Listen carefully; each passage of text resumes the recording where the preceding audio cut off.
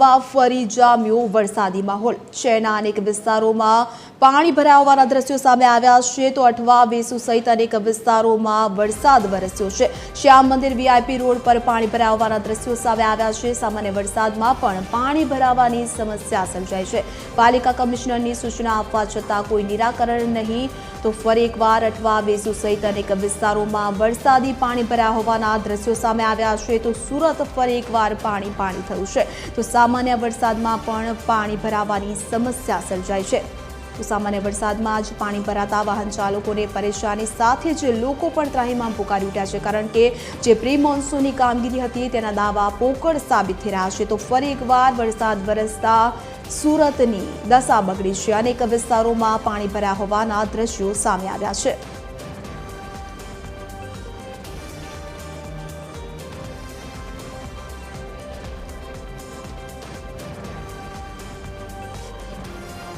તો વધુ જાણકારી સાથે સંવાદદાતા દિવેશ પરમાર સુરતથી અમારી સાથે લાઈવ જોડાઈ ચૂક્યા છે। જી સુરત ફરી જણાવશો, સુરતમાં ફરી એકવાર વરસાદી માહોલ જામ્યો છે ત્યારે હાલ અનેક વિસ્તારોમાં પાણી ભરાયા હોવાના દ્રશ્યો પણ સામે આવ્યા છે, હાલ શું સ્થિતિ? બિલકુલ એના જે પ્રકારે સુરત શહેરની વાત કરીએ તો સુરતમાં જે પ્રકારે વરસાદ પડ્યો છે ને તેને લીધે ફરી સુરત બગડી છે। ત્યારે જોઈ શકાય છે જે પ્રકારે અઠવાલાઇન્સ વિસ્તારનો આ જે આખો ભાગ જે છે તે ભાગ આખો જળમગ્ન થઈ ગયો છે। આખો રસ્તો જે છે તે જળમગ્ન થઈ ગયો છે।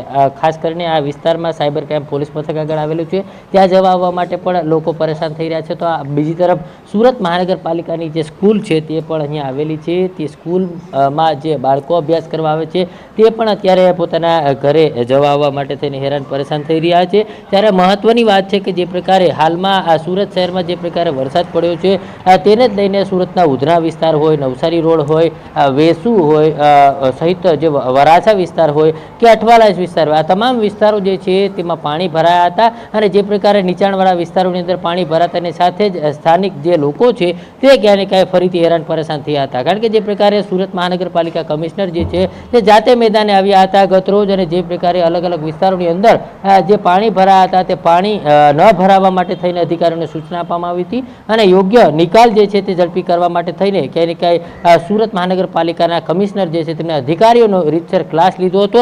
જોકે તેની વચ્ચે આજે ફરીથી સુરતના અનેક વિસ્તારમાં આ પ્રકારે પાણી ભરાવાના દ્રશ્યો સામે આવ્યા હતા। તેને લઈને લોકો જે છે તે હાલ હેરાન પરેશાન થઈ ગયા છે। જાય તો કહા જાય તે પ્રકારનો ઘાટ જોવા મળી રહ્યો છે અને અત્યારે લોકો જે છે તે આ વાહન ચાલકો ખૂબ જ હેરાન પરેશાન થઈ રહ્યા છે કારણ કે વાહનોમાં પાણી ભરાઈ જવાના કારણે અનેક વાહનો બંધ પડી જાય છે અને લોકોને કામ અર્થે જવા આવવા માટે થઈને પણ ખૂબ જ હાલાકી ભોગવવી પડે છે। ત્યારે સુરત શહેરમાં જે પ્રકારે વરસાદ પડી રહ્યો છે અને વરસાદ પડતાની સાથે જ જે પ્રકારે પાણી ભરાવાના દ્રશ્યો સામે આવ્યા છે, હજુ પણ જે પ્રકારે હવામાન વિભાગ દ્વારા રેડ એલર્ટ જાહેર કરવામાં આવ્યું છે અને આ રેડ એલર્ટની વચ્ચે હજુ પણ શહેરની અંદર વધારે વરસાદ પડી શકે છે। જ્યારે એટલા વરસાદની અંદર અનેક વિસ્તારો જે છે કે જ્યાં પાણી ભરાયા છે ત્યારે હજુ પણ જો વરસાદ વધશે તો અનેક વિસ્તારોમાં પાણી વધવાની શક્યતા પણ છે। પરંતુ હાલ જે પ્રકારે ડિઝાસ્ટર મેનેજમેન્ટ સતત અલગ અલગ જગ્યાઓ જે છે તે અલગ અલગ જગ્યાઓ પર જે મોનિટરિંગ કરી રહ્યું છે અને કોઈ પણ વ્યક્તિ જે છે તેને કોઈ પણ પરેશાની નો સામનો ન કરવો પડે તેના માટે થઈને હાલ ડિઝાસ્ટર મેનેજમેન્ટ જે છે તે સતત કામે લાગ્યું છે। જે દિવસ જોવા જઈએ તો અગાઉ પણ જ્યારે વરસાદ વરસ્યો હતો ત્યારે વેપારીઓને પણ અનેક નુકસાન થયું હતું, અત્યારે પણ હાલ પણ આ જ સ્થિતિ જોવા મળી રહી છે। ત્યારે તંત્ર દ્વારા હાલ કોઈ કામગીરી કરવામાં આવી રહી છે કે કેમ? બિલકુલ એને મારી પાછળના વિસ્તાર છે સુરત સાયબર કેમ્પ પોલીસ મથક અહીંયા આગળ જ આવેલું છે ને અત્યારે સાયબર કેમ્પ પોલીસ મથકે જો જવું હોય તો આ રસ્તો પાર કરીને જવું પડે તે પ્રકારની આખી નોબત આવી છે।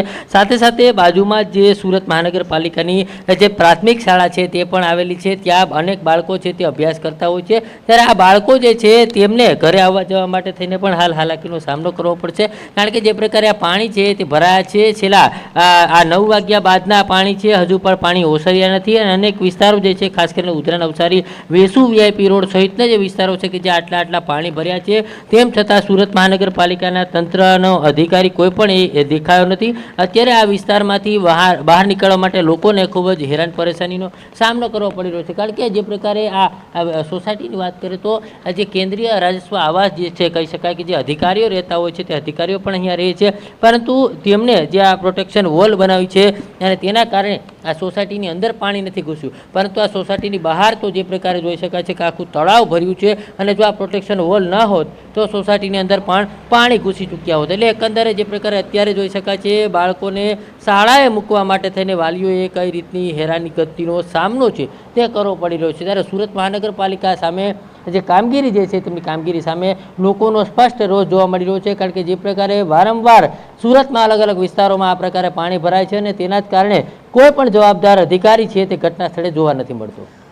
જી દિવેશ, આપ અમારી સાથે જોડાયા તે બદલ આપનો આભાર. તો જે પ્રકારે સુરતના અનેક વિસ્તારો જળબંબાકારની સ્થિતિમાં સર્જાયા છે, શહેરના અનેક વિસ્તારો પાણીમાં ગરકાવ થયા છે. અગાઉ પણ જ્યારે વરસાદ વરસ્યો હતો ત્યારે વેપારીઓને નુકસાન ભોગવવાનો વારો આવ્યો હતો. હાલ વરસાદનો બીજો રાઉન્ડ શરૂ થઈ ચૂક્યો છે, ત્યારે હવામાન વિભાગ દ્વારા હજુ પણ વરસાદને લઈને આગાહી વ્યક્ત કરવામાં આવી છે. ત્યારે સુરતના અનેક શહેરોમાં પાણી ભરાયા હોવાના દ્રશ્યો સર્જાયા છે.